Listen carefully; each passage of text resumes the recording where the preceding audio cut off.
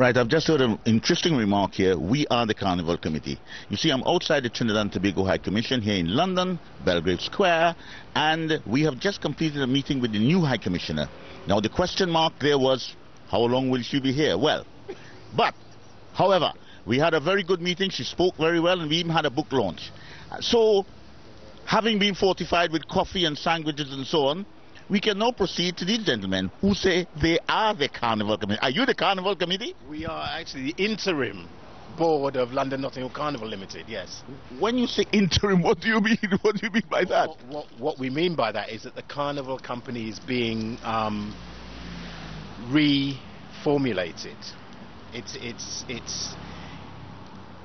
It's going through a progression, and we are controlling in the interim. Well, perhaps there has been a Carnival Committee, and presumably there will be a Carnival Committee. Is it the same committee, or are you going through some sort of transition, or what is happening? There's a review of the Carnival Company going on at the moment, and the expectation is that there will be a new constitution, and a new bunch of people will be brought in to meet the challenges of 2012. But until the new arrangements are in place, we've agreed to look after, and we're the interim board. But to be frank, they have been trying to move the Notting Hill Carnival Committee from Notting Hill, in fact, perhaps from wipe it off the map, for a long time. What is this doing to it? What you said they've been trying to move the... Well, can you elaborate? I can elaborate, because really and truly Notting Hill Carnival, the Notting Hill Carnival is not a favorite of the, shall I say, the people in the mayor of London and people like that. No, well, okay, we deal with both the internal and external stakeholders. Our main objective is to represent the internal stakeholders, but I can assure you, from my experience, having been involved in London Notting Hill Carnival for the past year, that rumor, I myself heard it before and believed it, and I can give you an assurance that it's incorrect. Yeah, it's not true. It's the furthest thing from the truth, because they've been very supportive. Have a wealth of support coming in from the external stakeholders. Yeah. In fact, I go so far as to say that if we didn't have the support of the mayor, of Boris Johnson and Merrick Cockell, who's the mayor, the leader of Kensington and Chelsea, Carnival probably wouldn't happen. And equally, to put in the picture, give you a good picture of what's happening here, a lot of people think Carnival is just what they see on the street in August.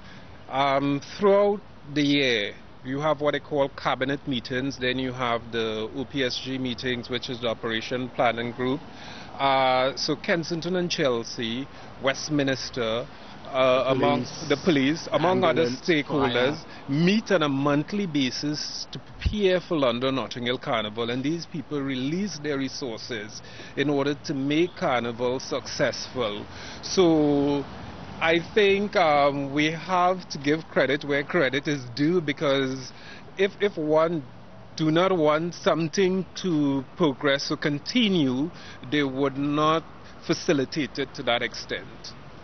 Well, I don't know. I always thought they were trying their best to contain Carnival, and they're bringing more and more police in to use it as a sounding block for riot strategy and so on. And they try things there. Remember, I was in the days when they actually brought, the first time they used the side handle baton was in Notting Hill. I also saw the first time I saw policemen in the black what do you call that, protective clothing was at Notting Hill, because I had my press card at the time, and I interviewed a senior officer about it. So really and truly, I'm not sure that I totally agree, but I hope you're right. Well, I think Carnival reflects, I think, the same as the Afro-Caribbean community coming here. What you may have experienced in the 60s and what's happening here today in 2010 it's very, very different.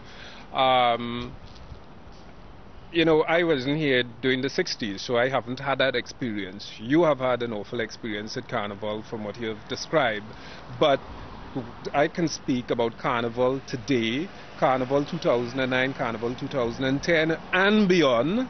Yeah, and I can assure you we have the support from the external stakeholders. As a matter of fact, they are the ones that funding Carnival, because Carnival to date, after 44 years, isn't in a position to even begin to stand on 1 foot, far less for 2. Yeah, I mean, the truth is this, that what the statutory stakeholders want to see is a safe Carnival. And so what that means in practice is that what they think is appropriate for Carnival isn't necessarily the same as what you and I think is appropriate for Carnival. So they may well believe that they need X number of police officers. We may have a different view, but ultimately they allow Carnival to happen, and they provide resources to enable Carnival to happen. Do they provide enough? Well, we could argue about that all day, because you know, clearly what Carnival survives on at the moment is basically a pittance. You know, last year we ran Carnival on roughly, what was it, 400,000, right? Now, given the size of the event, given how many people turn up, that is a pittance. But the problem is that we haven't been effective in raising sponsorship for Carnival for a whole variety of reasons. Some of those reasons are to do with us and our failings. Some of them are to do with the society we're living in and the view of Carnival that's sometimes projected by the media. But, you know, there's a lot of work to be done, and I personally think some fresh people need to come in who are passionate about Carnival, who have skills that they can contribute. I mean, I think in the past we've had very committed community amateurs. I would best describe that. The fact is that the things become so complex now, so big. You need professional expertise to help it to flourish. But you